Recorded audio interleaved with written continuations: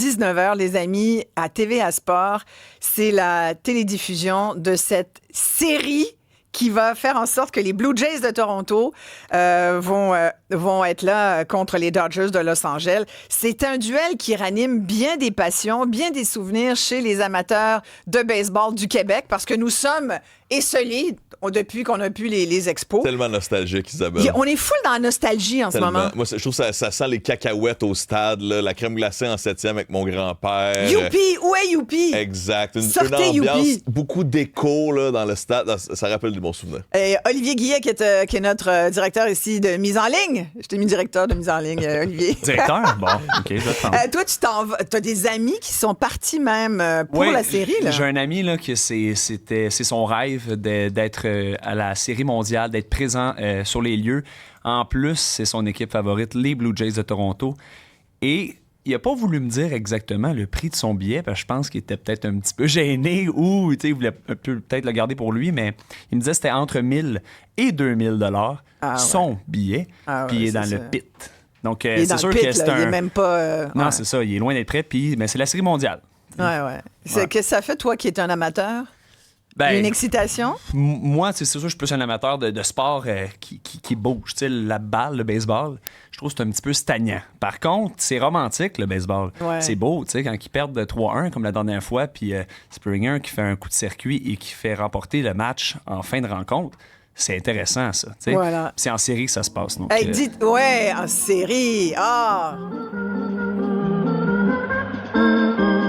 Dites-nous, chers amis, si vous êtes justement de ces nostalgiques des Expos de Montréal et si vous prenez, parce que finalement, on est rendu là, pour les Blue Jays de Toronto, à défaut, par dépit. Oui, on va dire nos numéros. Ben oui, 1-877-827-2346, 187 Cube Radio. J'allais dire, Isabelle, c'est un peu comme équipe Canada contre équipe États-Unis, voilà. Toronto contre Los Angeles en série mondiale. Là. Est-ce que ça va comme la Coupe des Nations au hockey, là, il y a quelques mois, où vraiment la rivalité des nations était présente sur le terrain? Ça va être intéressant à suivre. On en discute tout de suite avec Jean-Nicolas Blanchet, qui est chroniqueur sportif au Journal de Montréal, au Journal de Québec. Bonjour, Jean-Nicolas.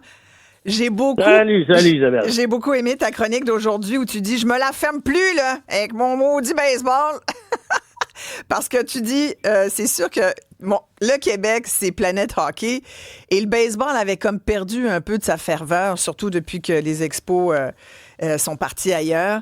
Mais là, depuis les derniers jours, t'es même allé à Toronto, t'es passé par une boutique souvenir des Blue Jays au stade. C'est la folie, là. Il y a comme un engouement renouvelé. Ben là, je parle à la radio de baseball. Tu sais, ça doit faire longtemps que tu Qu'est-ce n'as pas parlé de baseball avec quelqu'un, c'est ça. Puis tu sais, moi le baseball, c'est mon sport. Ça a toujours été ça depuis que j'ai 5 ans. Je capote sur le baseball. Puis dans mon rôle de chroniqueur et de cadre de la section des sports au journal, ben, j'ai bien beau écrire des trucs sur le baseball puis trouver ça fascinant, là, mais tu vois bien que le monde a l'air de dire « Hey, ça ferme-tu avec son mot du baseball? » là. Tu sais, on est comme là, tu sais, on est comme une gang, une secte là, où on se connaît tous, puis on adore ça. Puis là, on peut enfin dire c'est notre revanche, là, parce que là, tout le monde recommence à aimer le baseball. Puis Isabelle, au Québec, là, il y a quand même une culture de baseball. Là. Dans les paroisses, partout au Québec, là, ça jouait beaucoup au baseball il y a des décennies. Il y a eu des ligues, des équipes de ligues majeures qui avaient des clubs écoles partout, à Thetford, à Laval, à Sherbrooke. Tu sais, ça a été ça. Fait que c'est un peu dans nos racines. C'est le fun de voir que tout ça, c'est en train on est en train de réveiller là, un fanatisme de baseball qu'on est en train de perdre un peu avec le temps, évidemment. Ouais, j'aimerais ça savoir si le monde se réveille. Ça ravive justement votre flamme du baseball. Ouais, parlez-nous de baseball. Là, c'est le temps 1-877-827-2346. Je regardais, la dernière fois que les Blue Jays étaient en série mondiale, c'était en 93, l'année où les Canadiens ont gagné notre Coupe Stanley. Ouais. Est-ce qu'il y aura une répétition? Est-ce que c'est une année bénie pour Montréal et Toronto? On le souhaite. Ouais, exact. Tu sais, c'est 30, ben là, c'est ça. Ça fait 32 ans. Puis, tu sais, ce qui est... Par contre, tu sais, moi, je crois pas beaucoup qu'ils ont des chances de gagner.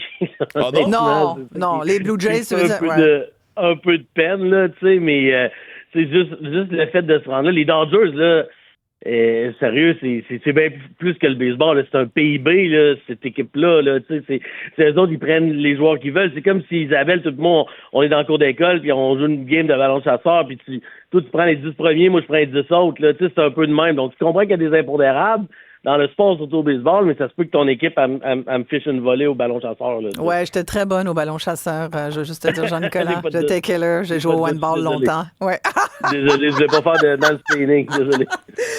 Mais tu sais, c'est très le fun parce que ça nous montre aussi que, comme tu l'écris, il n'y a pas juste le hockey, même si en ce moment, on est très poussé par cette équipe-là, ce CH là, qui sent, bon, évidemment, hier, c'était quand même une bonne game, là, même si ça s'est mal terminé, mais ça montre qu'il n'y a pas juste le hockey, il y a d'autres sports. Le baseball peut-il revenir?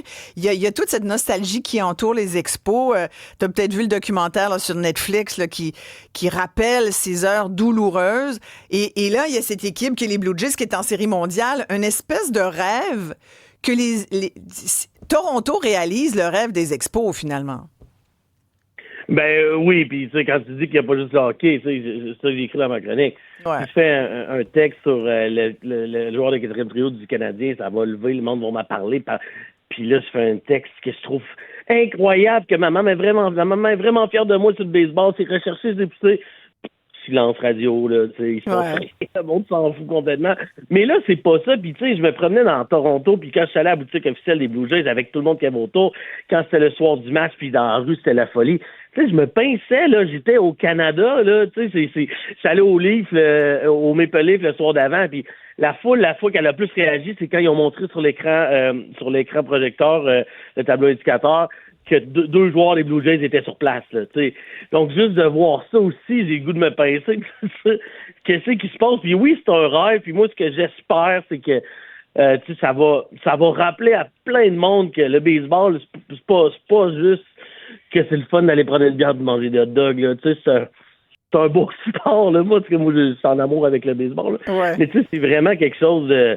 Mais comment tu le qui était dans nos racines, là, à l'époque, là, il n'y a pas si longtemps. Oui, effectivement. On a... c'est Sophie, tu me dis, Florence? Sophie est avec nous. Bonjour, Sophie. Je pense que vous aimez pas trop le baseball, vous, Sophie. Non, je n'aime pas ça du tout. Je trouve, premièrement, que les sports sont taxés seulement pour les hommes et toujours pour les hommes, et je n'aime pas ça du tout. Si c'est bon pour l'économie, tant mieux, ça va. Mais à part ça, je trouve que ce n'est dédié que pour les hommes. Le baseball, surtout, vous diriez, ou vous élargissez le baseball. Ouais, le baseball. Vous dites que c'est un sport de gars, le baseball. Le baseball, le football, le hockey, jamais qu'on va diffuser quoi que ce soit pour les femmes. Jamais. Ah, diffuser, ça, c'est autre chose. C'est un autre dossier, la diffusion. Ouais. Parce qu'on pense que un autre dossier. Ouais, c'est ça, effectivement. Mais sur le baseball, moi, il y a quand même tout un historique de baseball au féminin. Moi, j'ai des amis qui sont dans des ligues de baseball de filles. Je les envie, je vous avoue. Puis ça fait... J'ai une de mes chums, Émilie, là, elle joue au baseball tous les étés. Elle coach des jeunes qui jouent au baseball. Il y a vraiment des équipes, des programmes, des associations locales là, qui proposent des programmes féminins, des équipes mixtes pour les filles. Il y a, je pense, aujourd'hui, si tu veux jouer moi, j'adorais jouer au baseball. Oui. Moi, j'aime pas regarder le baseball, je vous l'ai vu autant que ça. Là. Mais les séries, je trouve ça fascinant. Je vais regarder ce soir. Mais jouer au baseball, je trouve ça vraiment le fun. On peut penser à la balle molle, qui est un sport extrêmement inclusif. Là, je pense, entre autres, il y a des ligues à Montréal, la Ligue du Plateau, etc., où on peut prendre des joueurs très débutants et leur faire vivre une expérience de sport collectif. C'est extrêmement enrichissant. Et il y a José Silva là, qui nous écrit « Go Jays, go ».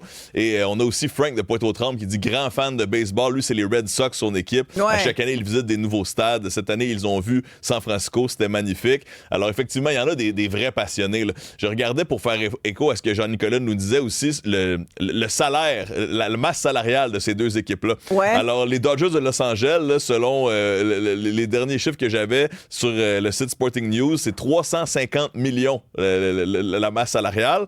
C'est ce que Jean-Nicolas nous disait, que c'est vraiment un PIB carrément. Ah ouais. Alors que les Blue Jays, c'est la 5e équipe, alors que les Dodgers seraient la première là, la plus payée. Les Blue Jays, à la 5e position, seraient 255 millions. Donc, c'est 100 millions de moins. Ah ouais. J'imagine que 100 millions en dollars, ça peut avoir un impact sur le pointage, là, Jean-Nicolas. Ben oui, c'est ça. Les Blue Jays aussi, là, c'est une équipe qui dépense beaucoup, mais parce que les Dodgers, eux autres, c'est comme pas juste. Là. Dans leur équipe, il y a un joueur que c'est eux qui ont repêché ou développé. Dans les Blue Jays, c'est la moitié de l'équipe. Là. Donc, c'est pour ça que c'est un peu injuste là, quand tu regardes ça comme ça. Fait qu'on suit quoi ce soir? Là? C'est quoi les points là, qu'il va falloir? Parce que là, soudainement, tout le monde, écoute, ça fait 30 ans là, qu'il n'est pas arrivé ce genre de choses. On a des croûtes à manger pour nous remettre dans comment ça marche le baseball. En tout cas, je parle pour moi. Qu'est-ce qu'on doit suivre? Là? Il y a des noms qui sont sortis. On parle de Beau Bichette, on parle de Guerrero Junior. Mais quand on pas la tête, Isabelle. On suit quoi? Là? On suit la balle, c'est tout. Là. Puis le gars qui s'appelle Guerrero, là, t'espères qu'il frappe la balle le plus loin possible, le plus fort possible. C'est juste ça. C'est juste ça, parce que les lanceurs des Dodgers sont incroyables. Ils donnent jamais de points. Donc, l'attaque des Blue Jays est incroyable. Fait beaucoup de points. Ça va rester de voir s'ils sont capables de rivaliser contre les méchants et puissants californien. Ouais. Voilà. Bon, fait que là, toi, t'es équipé comment là, pour ce soir, Jean-Nicolas? Moi, je suis équipé que je vais m'arranger pour que mes enfants ne puissent pas regarder la maison de Mickey ou Peppa Pig trop tard, que je puisse les coucher. Puis après ça, je vais pas rater de manche. Moi, je suis vraiment énervé, là. Tu sais, je me pince, là. C'est un beau moment. Puis, ici, j'ai ma maison à parier. Puis là, si tout le monde dit, les Blue Jays vont gagner. Hey, la majorité du monde, s'ils ont à parier leur maison, ils vont pas la parier sur les Blue Jays, malheureusement. Mais non, donc, pariez pas votre maison, personne. Ne pariez pas votre maison. Oui, c'est vrai, excusez, je suis pas dans une émission sportive. Non, c'est important de ne jamais parier votre maison, premièrement. Deuxièmement, si vous pariez à 2 $, c'est sûr que les Dodgers sont favoris. Ouais. Mais il y a tout le temps de la magie dans ce jeu-là. C'est ça qui est formidable. Puis il n'y a pas de temps aussi. Hein? On le sait qu'il n'y a pas de temps au baseball. C'est pas fini tant que c'est pas fini. Exact. Alors, j'espère que ça va aller loin. J'espère que ça va être long. Puis on te le souhaite, Jean-Nicolas. On se le souhaite tous. C'est amusant tout ça. Merci beaucoup, Jean-Nicolas Blanchet, du Journal de Montréal, Journal de Québec. Faut que je te dise, Isabelle, qu'on a des gens qui défendent les femmes amateurs de sport. Ben oui, on a quelqu'un qui dit ça n'a pas rapport, que c'est juste pour les hommes. On a Nadia. Nadia dit allô, c'est Nadia, je suis une fille et j'adore la NFL. On sait que ça existe. Là. Moi, je sais que ma blonde aime bien écouter le Canadien, qu'on écoute le Canadien aussi. Donc, tellement, ben oui. Voilà. Mais pour la diffusion des sports, je peux comprendre. Là. Il y a la de plus en plus diffusion, ça, par exemple, là. c'est sûr que longtemps, on est resté stické sur le volleyball de plage parce que, je disais, c'est quand même un petit peu plus cute à regarder. Il y a quand même un peu de sexisme dans ces décisions-là. Parfois. Moi, je pense mais au waterpolo. On a quand même gagné nos épaulettes. Ça change. Et le waterpolo féminin est fascinant à regarder, très tactique. Et ça, c'est de la force. Ouais, puis au Canada, on a des excellentes femmes en waterpolo, donc c'est intéressant à suivre aussi. J'ai Sylvain aussi qui nous rappelle, Sylvain de Magog, qui dit que 40 à 45 millions en retombées économiques pour la ville de Toronto à chaque match. Donc, c'est pas juste du divertissement aussi, c'est aussi non, c'est de l'économie. Bon pour l'économie. Non, mais le sport, c'est de l'argent, on le sait. Là. C'est incroyable. On va d'ailleurs, c'est tellement, on parlait l'autre jour, puis ça a bien marché d'ailleurs notre segment. Il y a plein de gens qui vont continuer de nous écrire sur les collections. Oui. On parlait de ces chandails avec Monsieur Jersey, puis avec Olivier Guillen, on parlait de l'espèce de folie d'engouement. Justement, à cause de tout ce qui se passe dans le sport professionnel en ce moment, on parlait du nouveau chandail là, qui revient, le chandail des Nordiques qu'on a vu hier, dans l'Avalanche, qui est magnifique et tout. Je me suis habillée en bleu d'ailleurs aujourd'hui, à la fois pour les Nordiques, pour les Expos, les Blue Jays. Écoute, ça cochait toutes les cases. Et il y en a même dans le logo du CH un peu de ce bleu-là. Effectivement, bleu, blanc, rouge. Voilà. Là, t'avais le bleu du bleu, blanc, rouge. Et là, ça m'a donné envie de poursuivre sur tout le sujet des collectionneurs. Et il se trouve qu'on a trouvé qu'en fin de semaine, les amis, il y a le fameux salon des collectionneurs qui va se passer à Saint-Hyacinthe. C'est le plus gros au Canada. Et on a son fondateur, en tout cas celui qui va nous en parler tout de suite après ceci.